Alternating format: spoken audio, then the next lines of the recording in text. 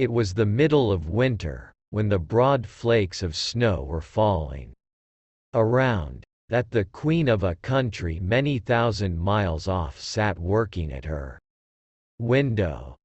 The frame of the window was made of fine black ebony, and as she sat looking out upon the snow, she pricked her finger, and 3 drops of blood fell upon it. Then she gazed thoughtfully upon the red drops that sprinkled the white snow, and said, "Would that my little daughter may be as white as that snow, as red as that blood, and as black as this ebony window frame." And so the little girl really did grow up. Her skin was as white as snow, her cheeks as rosy as the blood, and her hair as black as ebony, and she was called Snowdrop.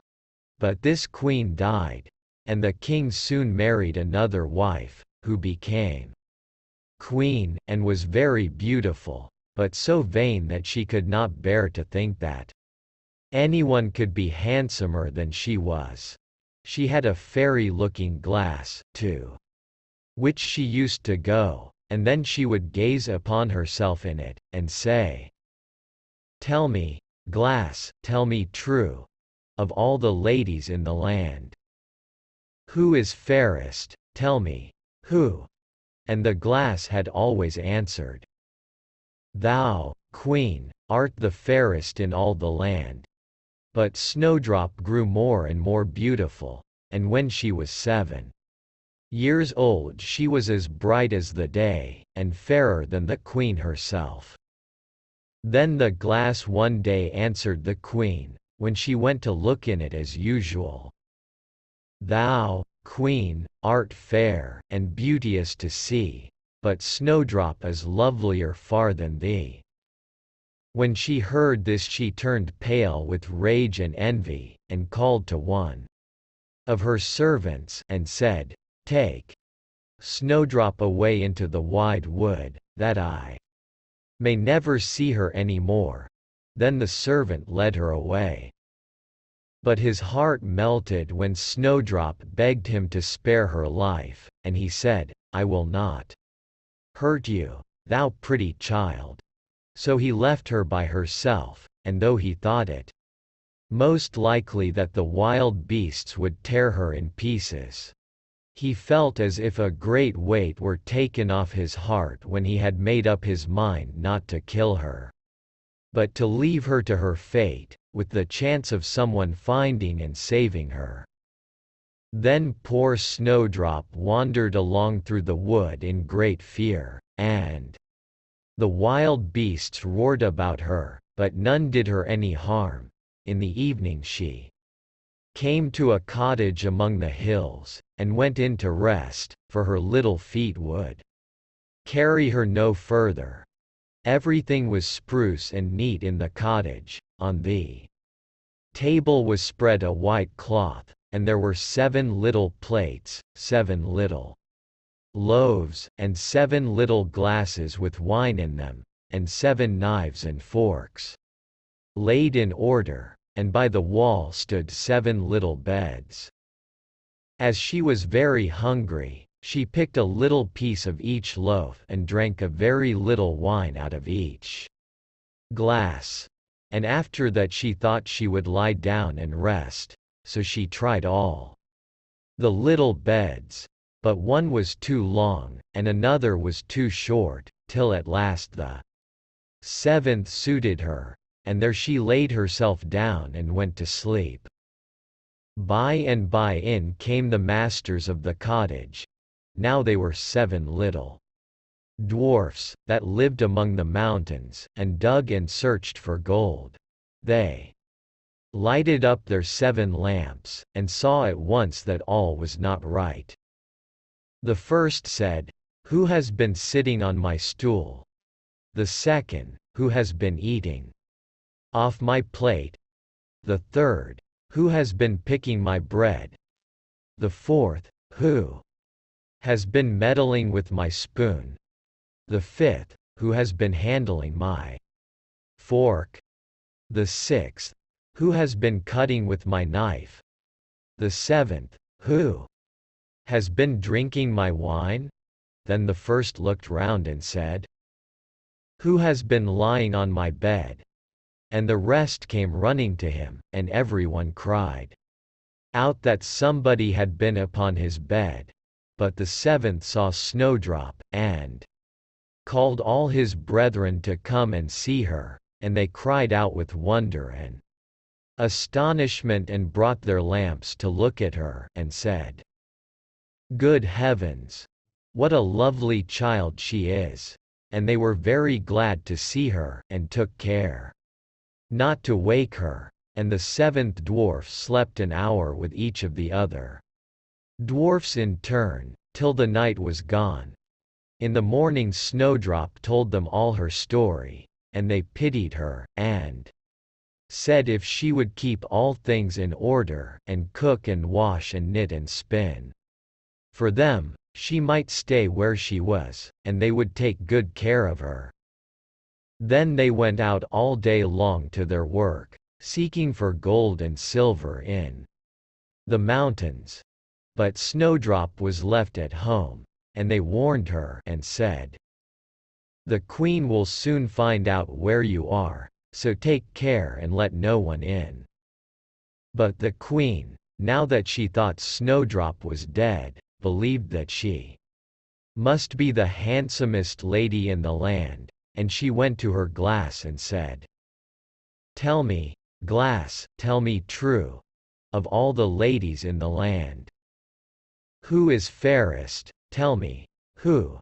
And the glass answered, Thou, queen, art the fairest in all this land, but over the hills, in the greenwood shade, where the seven dwarfs their dwelling have made, there Snowdrop is hiding her head, and she is lovelier far, O queen, than thee. Then the queen was very much frightened, for she knew that the glass always spoke the truth, and was sure that the servant had betrayed her. And she could not bear to think that anyone lived who was more beautiful than she was. So she dressed herself up as an old peddler, and went her way over the hills, to the place where the dwarfs dwelt. Then she knocked at the door, and cried, Fine wares to sell. Snowdrop looked out at the window, and said, Good day, good woman. What have you to sell? Good wares, fine wares, said she.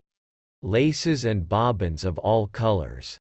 I will let the old lady in. She seems to be a very good sort of body, thought Snowdrop, as she ran down and unbolted the door. Bless me, said the old woman, how badly your stays are laced.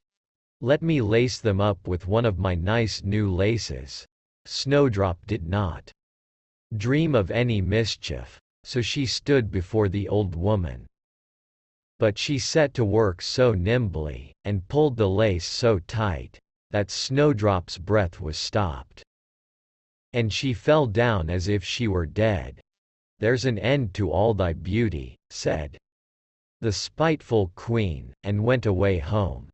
In the evening the seven dwarfs came home, and I need not say how grieved they were to see their faithful Snowdrop stretched out upon the ground, as if she was quite dead. However, they lifted her up, and when they found what ailed her, they cut the lace, and in a little time she began to breathe, and very soon came to life again. Then they said, The old woman was the queen herself. Take care another time, and let no one in when we are away. When the queen got home, she went straight to her glass, and spoke to it as before. But to her great grief it still said, Thou, queen, art the fairest in all this land.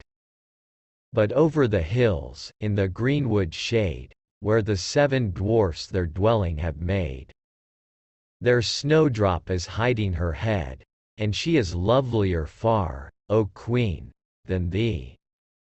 Then the blood ran cold in her heart with spite and malice, to see that Snowdrop still lived, and she dressed herself up again, but in quite another dress from the one she wore before, and took with her a poisoned comb. When she reached the dwarf's cottage, she knocked at the door, and cried, "Fine wares to sell." But Snowdrop said, "I dare not let anyone in." Then the queen said, "Only look at my beautiful combs," and gave her the poisoned one, and it looked so pretty, that she took it up and put it into her hair to try it.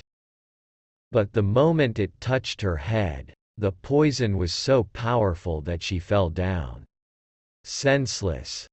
"There you may lie," said the queen, and went her way. But by good luck the dwarfs came in very early that evening, and when they saw Snowdrop lying on the ground, they thought what had happened, and soon found the poisoned comb. And when they took it away she got well, and told them all that had passed, and they warned her once more not to open the door to anyone. Meantime the queen went home to her glass, and shook with rage when she read the very same answer as before, and she said, "Snowdrop shall die, if it cost me my life." So she went by herself into her chamber, and got ready a poisoned apple. The outside looked very rosy and tempting, but whoever tasted it was sure to die. Then she dressed herself up as a peasant's wife, and traveled over the hills to the dwarf's cottage, and knocked at the door. But Snowdrop put her head out of the window and said, "I dare not let anyone in, for the dwarfs have told me not." "Do as you please," said the old woman, "but at any rate take this pretty apple. I will give it you." "No," said Snowdrop, "I dare not take it." "You silly girl," answered the other, "what are you afraid of? Do you think it is poisoned? Come, do you eat one part, and I will eat the other."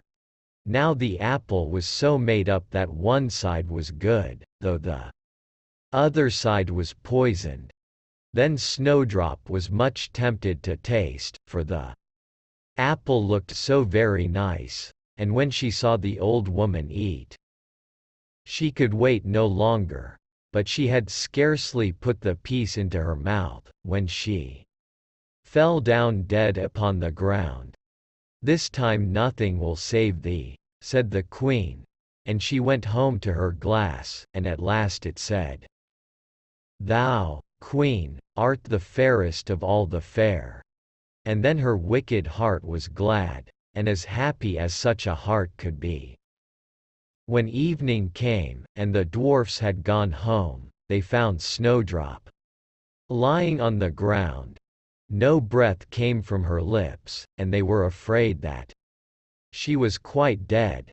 They lifted her up, and combed her hair, and washed her face with wine and water. But all was in vain, for the little girl seemed quite dead.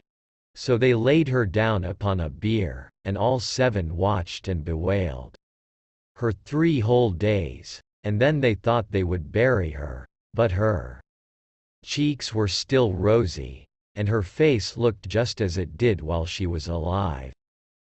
So they said, "We will never bury her in the cold ground," and they made a coffin of glass, so that they might still look at her, and wrote upon it in golden letters what her name was, and that she was a king's daughter. And the coffin was set among the hills, and one of the dwarfs always sat by it and watched. And the birds of the air came too, and bemoaned Snowdrop, and first of all came an owl, and then a raven, and at last a dove, and sat by her side. And thus Snowdrop lay for a long, long time, and still only looked as though she was asleep, for she was even now as white as snow, and as red as blood, and as black as ebony. At last a prince came and called at the dwarf's house, and he saw Snowdrop, and read what was written in golden letters. Then he offered the dwarfs money, and prayed and besought them to let him take her away. But they said, "We will not part with her for all the gold in the world." At last, however, they had pity on him, and gave him the coffin. But the moment he lifted it up to carry it home with him, the piece of apple fell from between her lips, and Snowdrop awoke, and said, "Where am I?" And the prince said, "Thou art quite safe with me." Then he told her all that had happened, and said, "I love you far better than all the world. So come with me to my father's palace, and you shall be my wife." And Snowdrop consented, and went home with the prince, and everything was got ready with great pomp and splendor for their wedding. To the feast was asked, among the rest, Snowdrop's old enemy the queen. And as she was dressing herself in fine rich clothes, she looked in the glass and said, "Tell me, glass, tell me true. Of all the ladies in the land, who is fairest, tell me, who?" And the glass answered, "Thou, lady, art loveliest here, I ween. But lovelier far is the new-made queen." When she heard this she started with rage, but her envy and curiosity were so great, that she could not help setting out to see the bride. And when she got there, and saw that it was no other than Snowdrop, who, as she thought, had been dead a long while, she choked with rage, and fell down and died. But Snowdrop and the prince lived and reigned happily over that land many, many years. And sometimes they went up into the mountains, and paid a visit to the little dwarfs, who had been so kind to Snowdrop in her time of need.